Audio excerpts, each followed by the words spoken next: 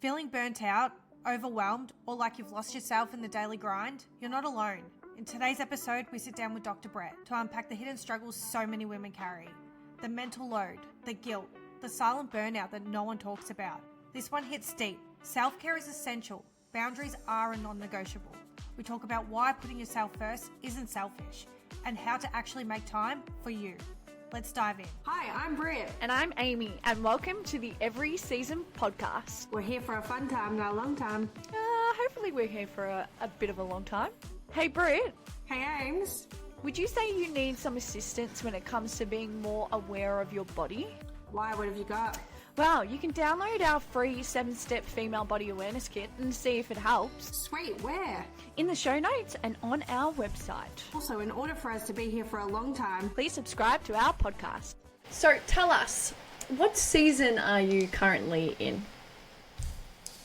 I'm probably in the season now of trying to find balance, right? So, med schools, most people know med school can be challenging. It's from the start of med school till becoming a specialist GP, it was 14 years worth of study.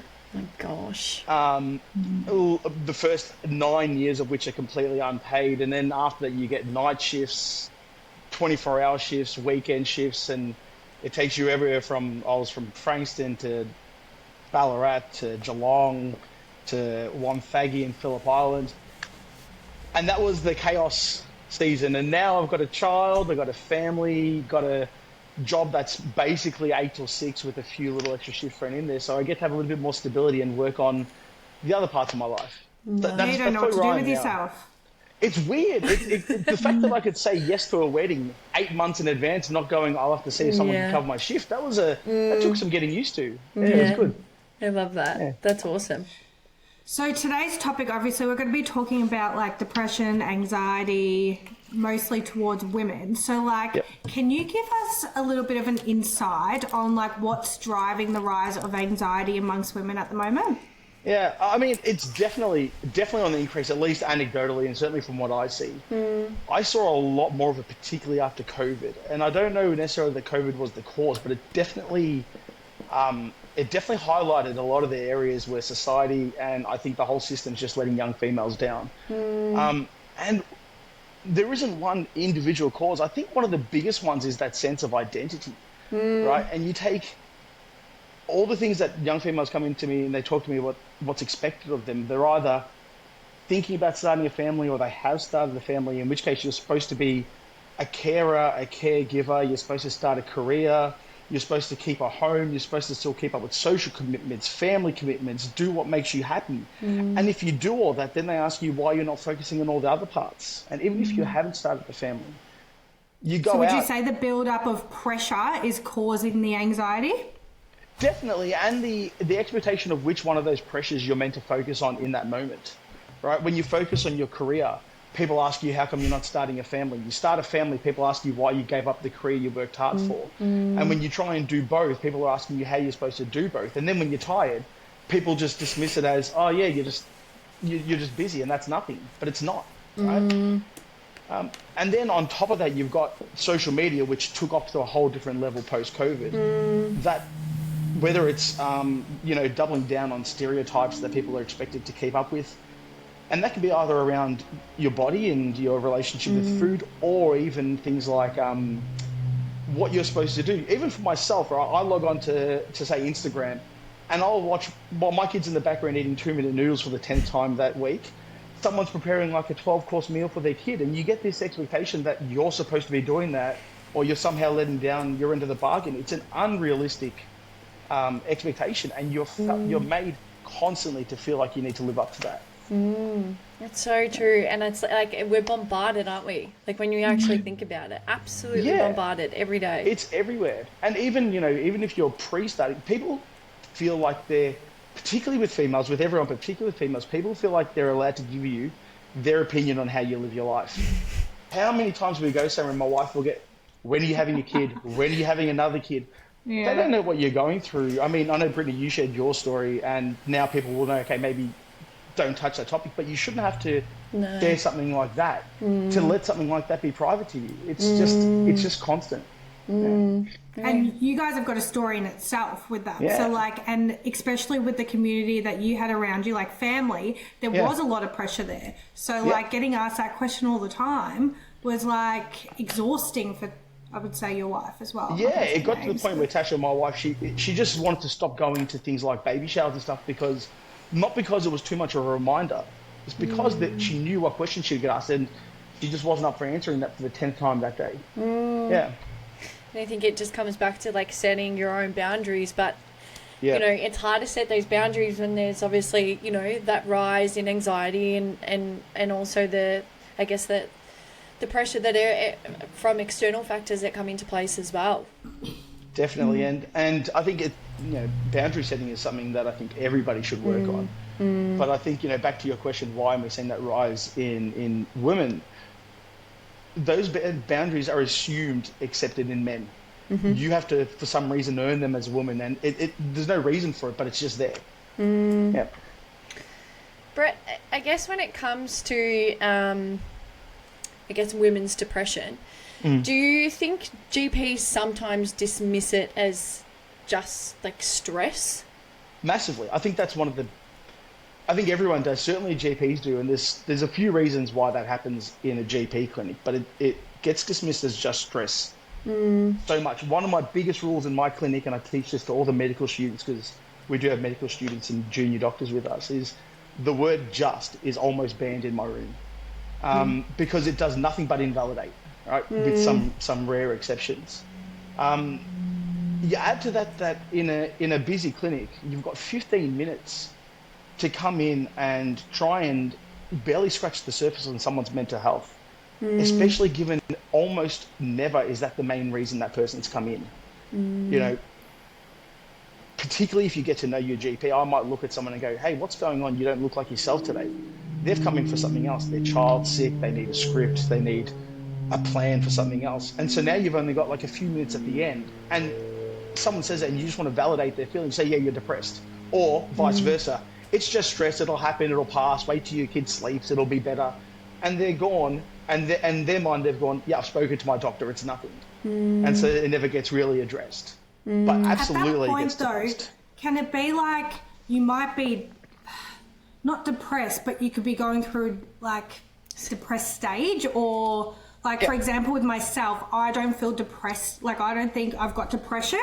Yep. But like, I feel like there's moments where I feel depressed. Yeah, Does that make sense? It makes a lot of sense, right? So there's a difference, and this is a little more clinical than it is real world, but there's a difference between clinical depression and being depressed. Just like you can have, I might be anxious if I need to go and speak in front of 200 people. It doesn't mean I have anxiety. It's situational. But depending on what's going on in your life, that situation might be present more often than where you wouldn't feel depressed. And that's when it crosses that line. That label of anxiety or depression or whatever mental health label you want to put on can either be the most helpful or the most hurtful thing, depending on the context and the reason. If you're using it to try and say, okay, how do we explore this further?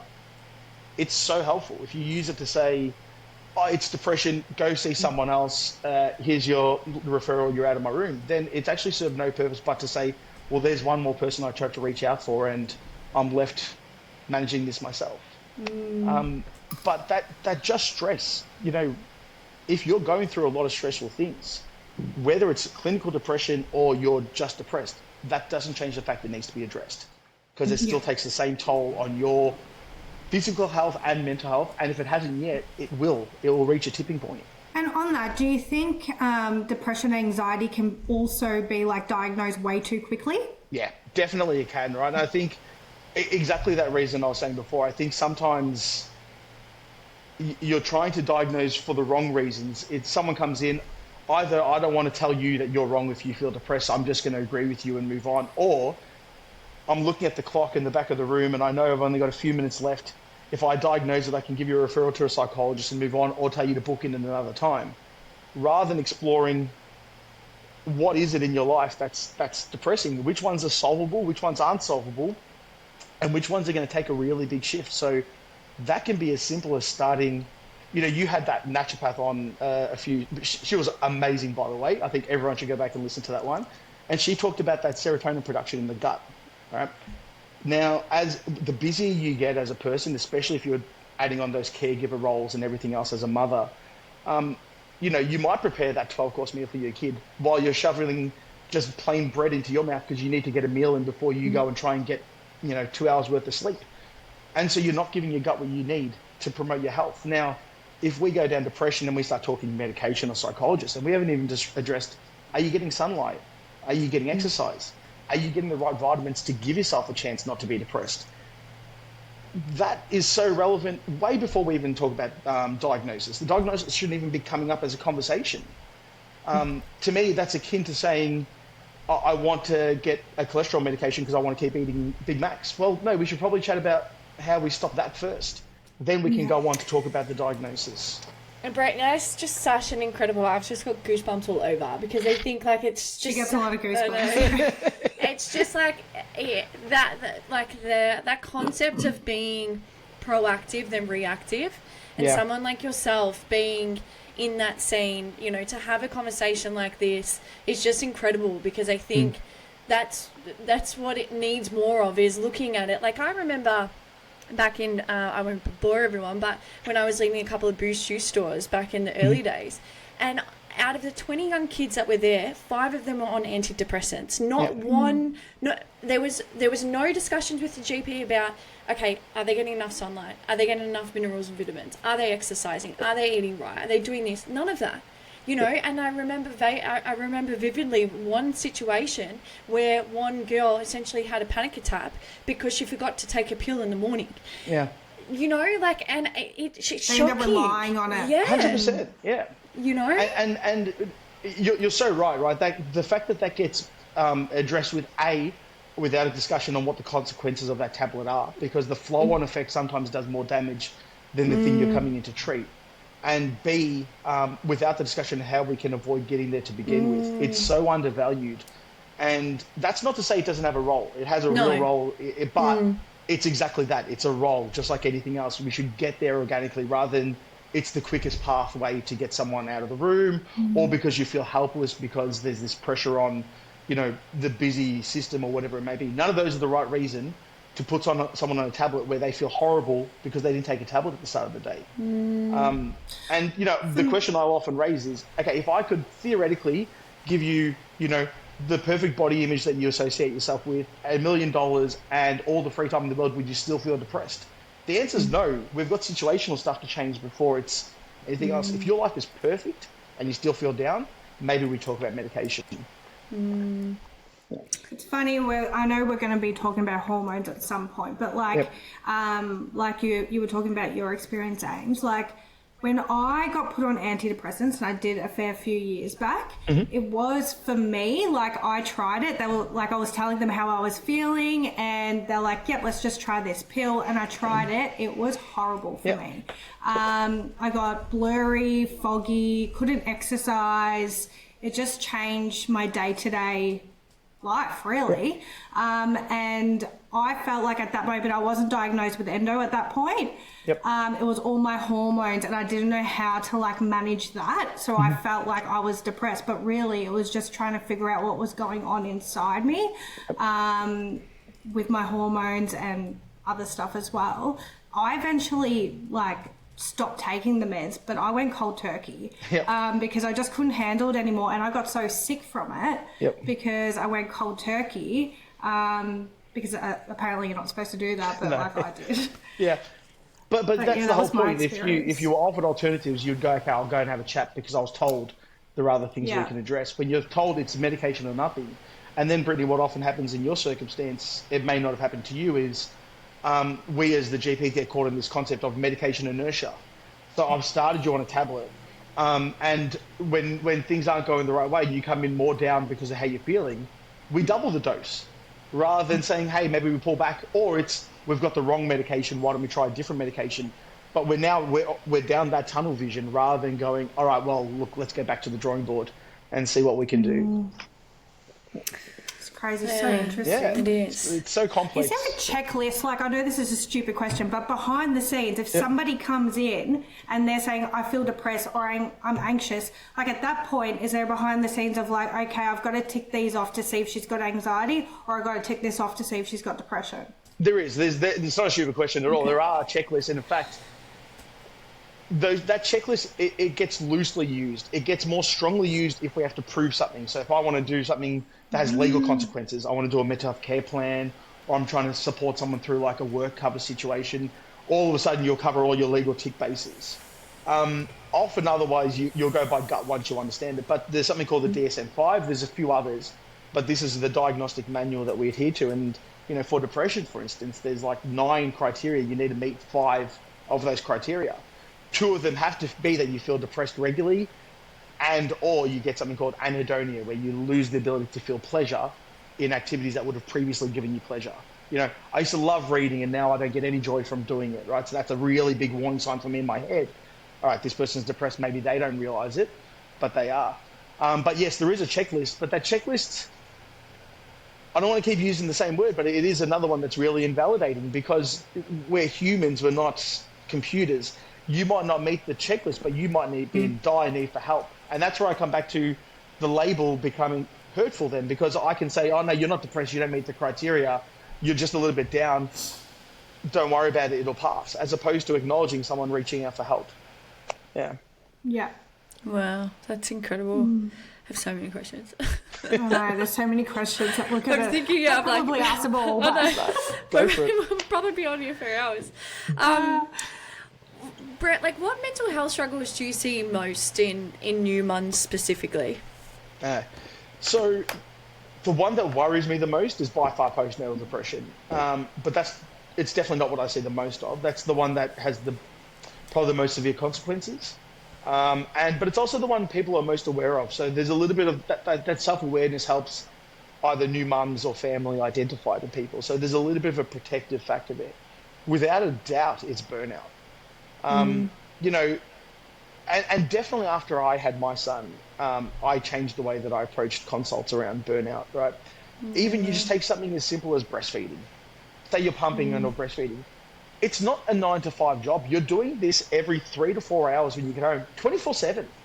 You don't get to check out. So that means your best case scenario is you're getting 3 hours sleep before you're up feeding again. And that's true whether you're pumping, whether you're formula feeding.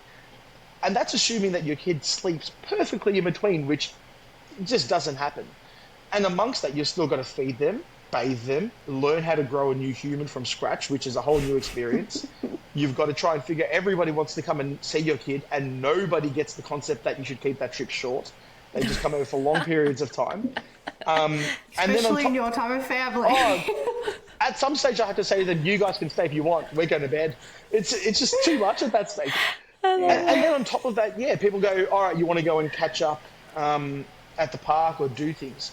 And that burnout, it's so real because people know why they're tired. So they feel like they're not supposed to bring it up. Well, I know I'm tired, I'm not sleeping, or my kid's young, or it's just normal for a young mum with a young kid to be tired or burnt out or exhausted.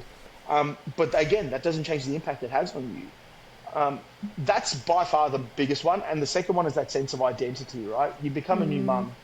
And now everything is about you being a mum. All your songs are kid songs. All your TV shows are kid shows. All your friends are kid friends, and you're booking play dates with your kids. All your conversations around your kid. Everything you read is about your kid. So, when was the last time you get to do something fun that you liked pre-being a parent? And if you do, you feel so guilty. You don't do it again for another couple of months. And it takes weeks of planning. So you lose that sense of identity of what made you you, and now you're just a mum. It's unbelievable the toll that takes. Yeah. Now I'm getting goosebumps. I actually get emotional over it because you're so right. Like, everything you're saying is so true. I never expected to see it. And the amount of times where I've asked people, how are you coping with that? And they just break down into tears. How long has that been building up in that poor person before someone gave them a chance to discuss it freely? Yeah. It's sad, yeah.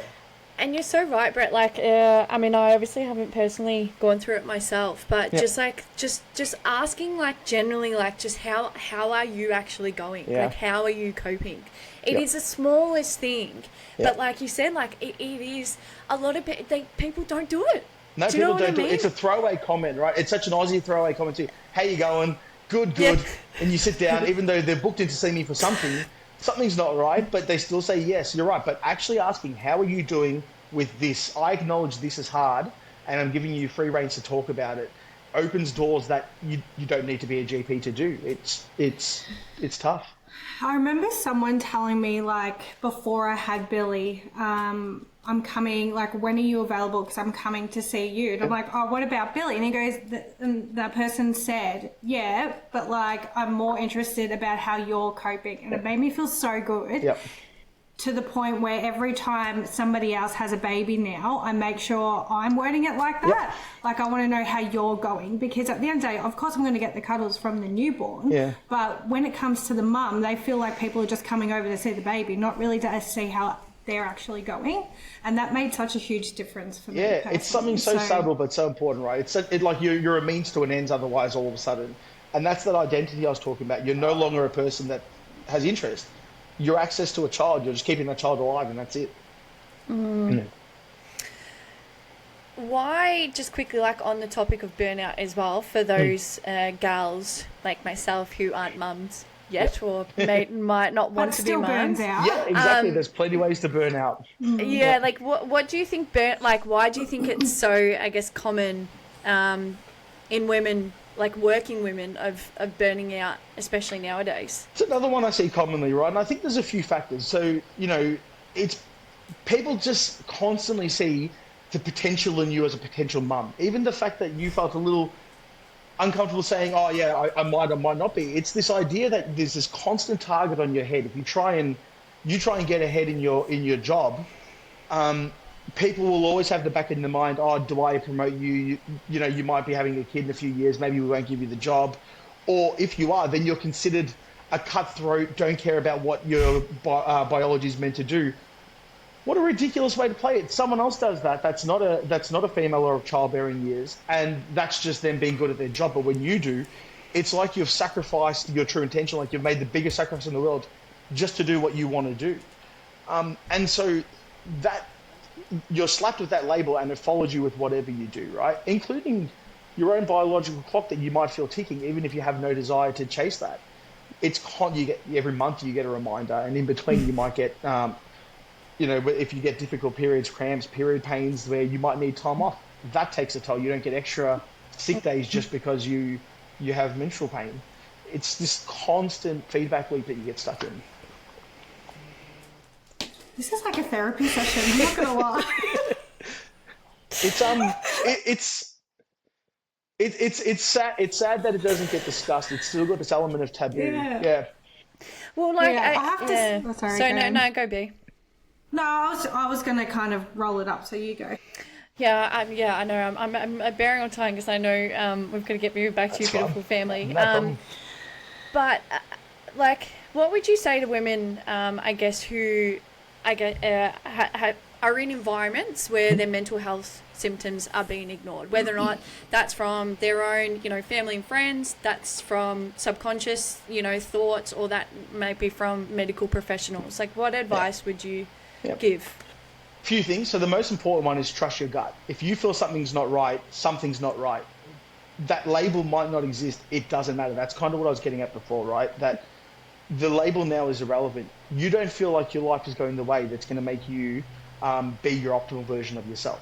You need to address that. So if other people don't understand it, that's a limitation on their ability to understand you. That is not a limitation on you. That external validation is just this hang up that it doesn't serve any positive purpose. From a medical point of view, I think the most important thing, it's hard to retroactively go back and do this, but have a good relationship with your GP. Don't just go when things are at their worst. Go and have a good relationship where you can go and say something to them knowing you can say anything you want to that GP. They're not going to judge you. It doesn't matter how ridiculous it sounds. That gives you the chance to put what you want on the table. And in reverse, your GP can look at you and go, hey, what's going on with you? You do not look like you're happy at the moment. It allows you to open up that conversation and take it where it needs to go. The second, from a family point of view, part of it is because you're forced to put up this I'm just fine wall. Start to identify early when you're not feeling right. Put those things on the table. I'm struggling to find the time to go and do the shopping twice a week, to as well as looking after the kid. Is there any way that I can get your support with this? what other solutions are there available? Because once you've hit that sort of crisis point, you already got the brain fog and your faculties aren't working at 100%. And also now you're trying to undo damage rather than prevent it. So identify early what's going on and what's going on with your body and what your symptoms are. They might present in ways beyond just feeling that burnout. That can be changes to your appetite, your bowel habits, your sleep, like I said before, your enjoyment. And speak to people around you. If they don't understand it, you just put it on the table. Don't take ownership for how they interpret your feelings. You take ownership for what you put on the table. So ask for help. Like, don't be afraid and ask for the help. Yeah, and even just simply flagging it. You might not even necessarily be saying, I need help with this. I just wanted to flag, I struggled today. I had to go and do 3 things, and it was hard. It was hard with the kid that was kicking and screaming, or it was hard because I had to take time off work, and now that's had an impact on my ability to develop a relationship with my boss. You just flag it. But asking for help early, and particularly from a medical point of view, with someone that you trust and that trusts you. So important. Such amazing information, Brett. Like, honestly, obviously we're family, but you just surprised me with all of that. That was incredible. But what I was going to say before is GPs are really important. So I have gone through stages where I've hopped from GP to another GP to another GP because they haven't actually understood me as a person.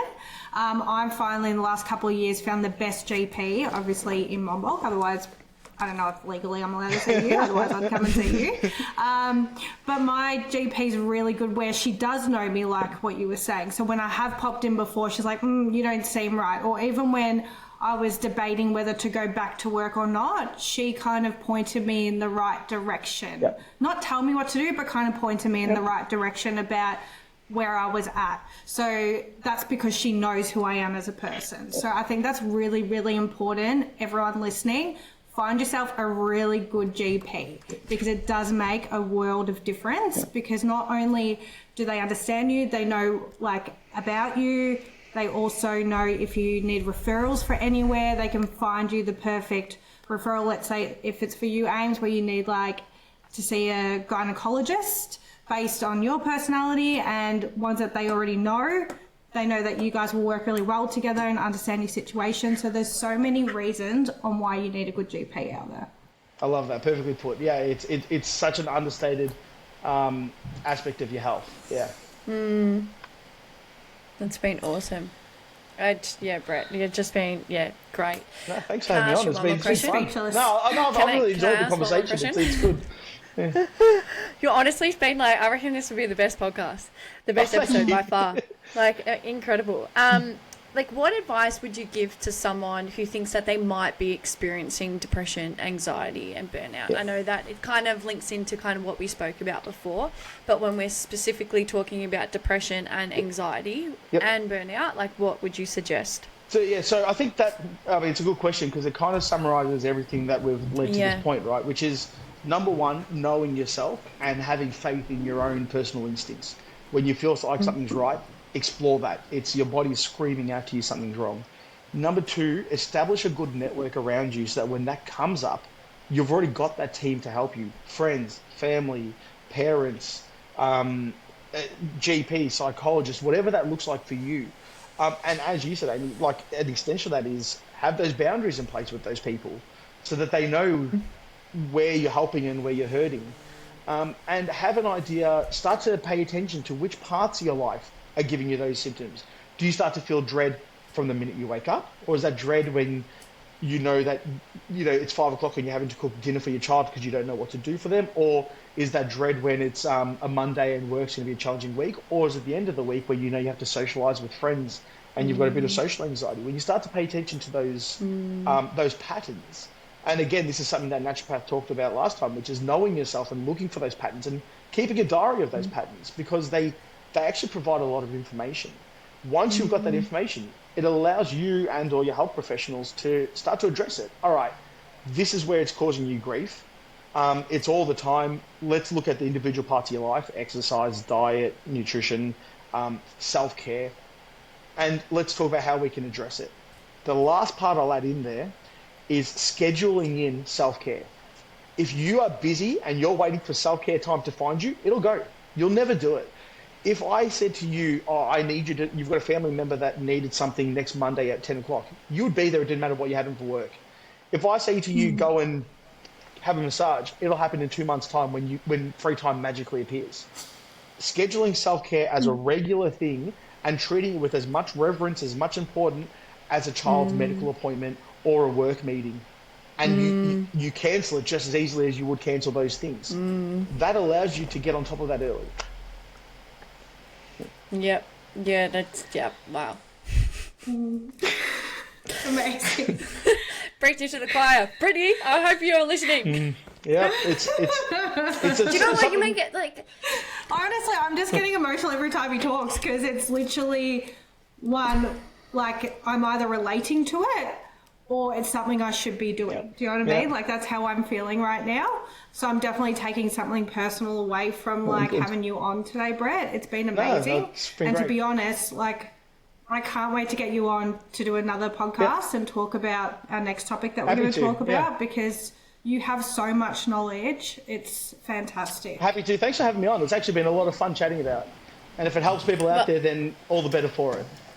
And hey, and that's why we're doing it, you know? Like, it all comes down to, like you said, and what we constantly keep saying is just that awareness, especially when it comes to females.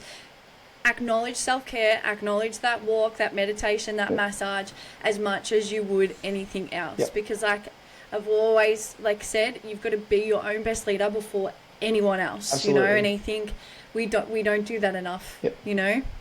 So yeah, wow. No, Brett, thank you so much. You're That welcome. was just No problem. incredible. No worries. Thanks again. I'll chat with you both soon. See you later. Howdy, it's us again. Hope you enjoyed the episode. Don't forget to download the awareness kit and subscribe to the podcast. Have a fabulous day.